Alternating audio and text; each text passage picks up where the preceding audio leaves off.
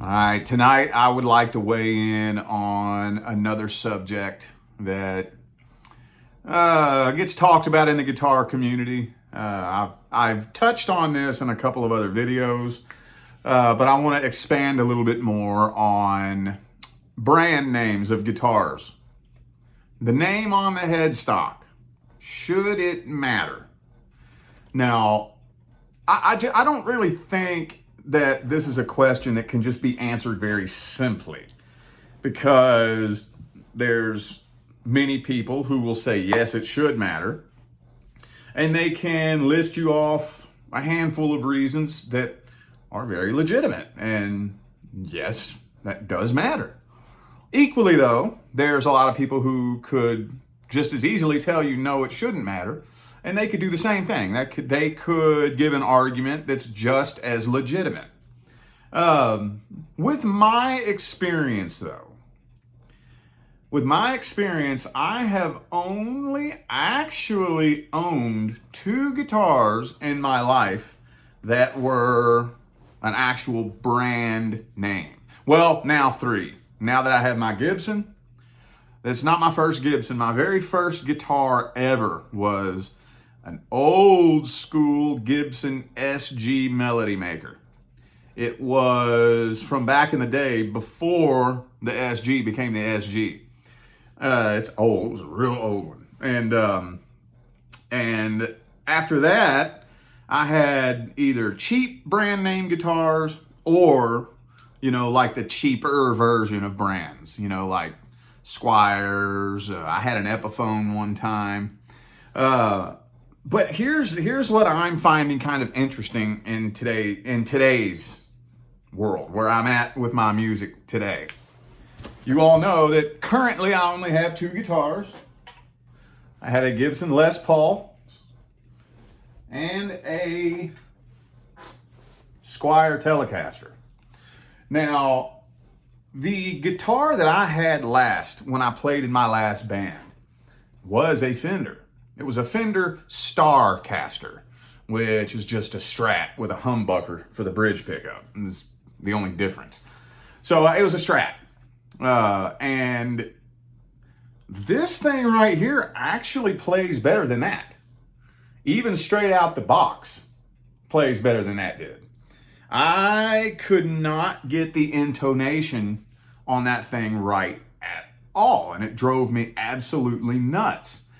Throughout my entire experience of using that guitar to play in that band, I was always having to figure out how to cut certain corners without having to use certain strings when I played chords, because the string would be out of tune, but it would be in tune. Like if you used to sit and, plug it up to a tuner and hit the strings individually like that, they would be in tune, but when you would go to play the chord, the strings wouldn't be in tune as soon as you would go to play a chord, because the intonation was off. And I just could not get the intonation on that thing right to save my life. So basically what I would just do is I would just cut certain corners. It was mainly the B string, mainly the intonation on the B string. Like no matter what I did, that B string was never intonated properly to ring in with the rest of the strings when I played a chord. And this right here, I think, plays even better than that. So should the name on the headstock matter? Should it? No, it really shouldn't. But to some of us, it does. Like I said, for me, I am only a snob when it comes to one guitar, and that is the Les Paul. The Les Paul is the only guitar that I care about. And I'll tell you the reason why. Because of my fucking hero, Slash, man. I know that's corny and cheesy, but when I was a little kid, I remember I'd go to the grocery store and I would look at the guitar magazines. And whenever I would see my hero, Slash, with his guitar just looking so fucking cool as fuck, the first thing I would look at is that badass guitar he was playing. And I would always look up there at the headstock and I would see that Gibson with that beautiful Les Paul going up the middle of the headstock here. And to me, that was just like the alpha and the omega of fucking the most badass guitar that ever existed on planet Earth. Just because I guess Slash played it. But, if we all have our person that inspired us the most, and when it comes to Slash and the Les Paul, that's kind of interesting because Slash wouldn't be Slash if it wasn't for the Les Paul.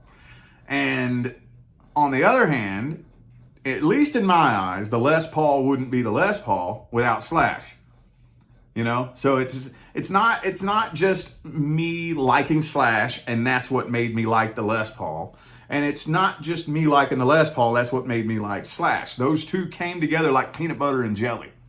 One wouldn't be the other without the other, if that makes any sense. And that the shape of the Gibson headstock, which honestly now Epiphone and Gibson did come together and create an Epiphone Les Paul that does have the exact Gibson headstock.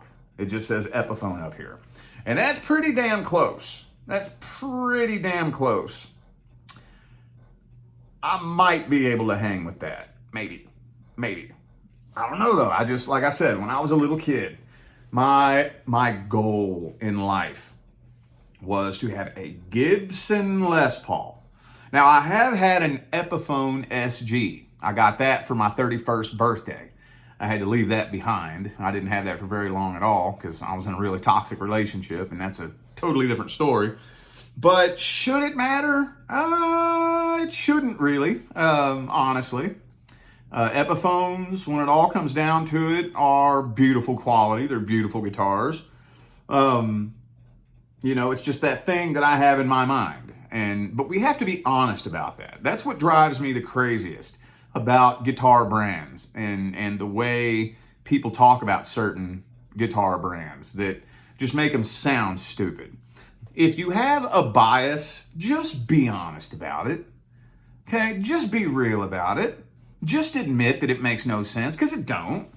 Right? The reason why I love the Gibson Les Paul is silly. It don't really make any sense. It's just something in my own head.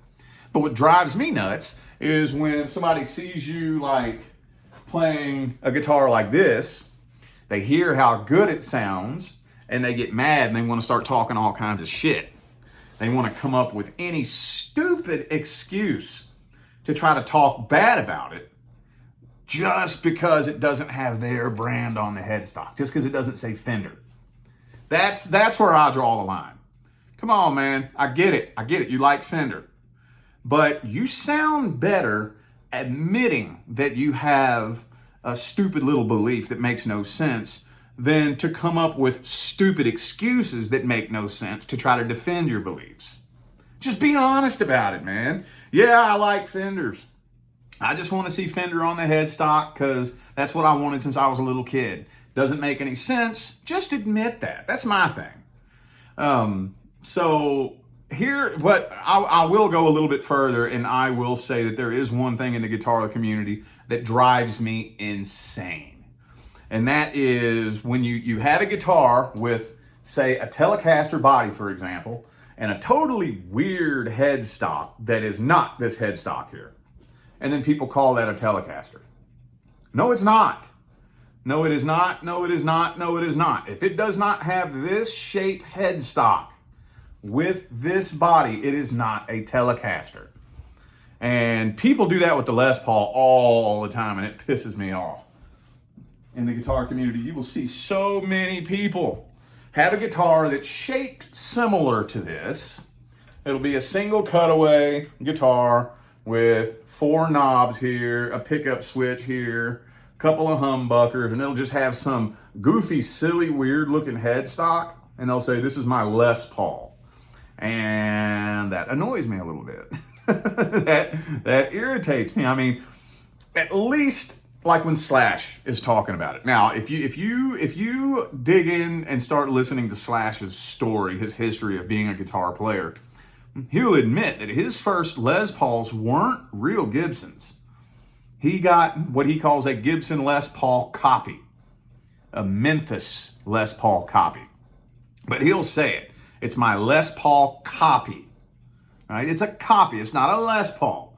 And matter of fact, the album that he recorded Appetite for Destruction on wasn't a real Les Paul, or not a real Gibson either. It said Gibson on it, but it was actually handmade by this dude that just was building Gibson Les Pauls, put the Gibson logo on it, but it wasn't actually made by Gibson, right? So if I remember the story correctly, Slash didn't get his first actual Gibson Les Pauls until he retired those two and got his Jessica guitars, where he called up Gibson and said, hey, can you send me a couple of Les Pauls? And they sent him 2 factory seconds that had 3-piece tops. And one of those is now his signature Jessica guitar. So I'm about 98% sure that's how the story went. But anyway, I'm kind of trailing off. The point of it is that like when you hear Slash talk about a guitar that he had when he was younger, like his Memphis guitar, he calls it a Les Paul copy, because that's what it is. If you have a guitar that has a Stratocaster body without a Stratocaster headstock, quit calling that a Strat. That is not a Strat. That's not a Strat. It doesn't have to say Fender on the headstock. It doesn't have to say Stratocaster on the headstock. But it has to have the body and the headstock before you can call it a Stratocaster. A Les Paul has to have this body and this headstock before you can call it a Les Paul.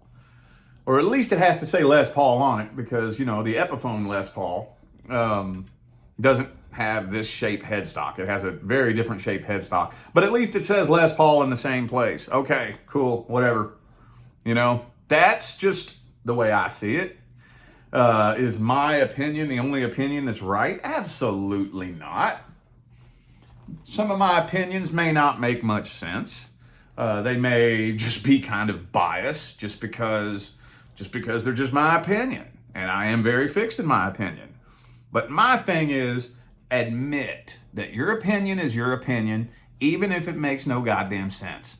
And, you know, quit talking all this shit and trying to make up stupid excuses to justify why the Fender Stratocaster is better than the Squier. Right? Because this is a damn good sounding guitar. And this plays and sounds better than the last Fender that I owned. So anyway, that's my thoughts on the subject matter.